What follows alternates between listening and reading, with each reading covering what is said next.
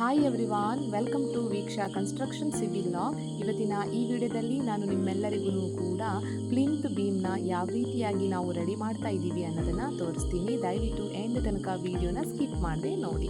ಇಲ್ಲಿ ನೀವು ನೋಡ್ತಾ ಇರುವಂಥದ್ದು 1.5 feet ಹೈಟಲ್ಲಿ ಸ್ಟೀಲ್ ಬಾರ್ಸ್ನ ನಾವು ಇನ್ಸ್ಟಾಲ್ ಮಾಡಿರುವಂಥದ್ದು ಅಬೋದಿ 3 course size stone foundation. Okay, after that actually ಎಲ್ಲೆಲ್ಲಿ ನಾವು ಸ್ಟೀಲ್ ಬಾರ್ಸ್ನ ಇನ್ಸ್ಟಾಲ್ ಮಾಡಿದ್ದೀವಿ ಅದಕ್ಕೆಲ್ಲ ಕೂಡ ಸೆಂಟ್ರಿಂಗ್ ವರ್ಕ್ನ ಕಂಪ್ಲೀಟ್ ಮಾಡ್ಕೋಬೇಕು. ಈ ರೀತಿಯಾಗಿ ಬಾಕ್ಸ್ನ ಫಿಕ್ಸ್ ಮಾಡುವಂಥದ್ದು.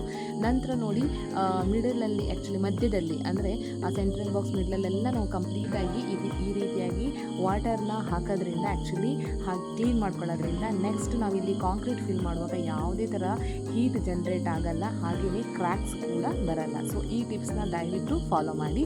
ಈವನ್ ನೋಡಿ ಸಂಪು ಕೂಡ ನಾವು ಇದೇ ಟೈಮಲ್ಲಿ ಕಾಂಕ್ರೀಟ್ನ ಫಿಲ್ ಮಾಡಿ ವರ್ಕ್ನ ಕಂಪ್ಲೀಟ್ ಮಾಡ್ಕೊಳ್ಳೋದ್ರಿಂದ ನೆಕ್ಸ್ಟ್ ಸ್ಟೇಜ್ ಆಫ್ ವರ್ಕ್ಗೆ ಈಸಿ ಆಗುತ್ತೆ ಅಂತ ಹೇಳ್ತೀನಿ. ಈ ಟಿಪ್ಸ್ನು ಕೂಡ ನೀವು ಫಾಲೋ ಮಾಡಬೇಕು.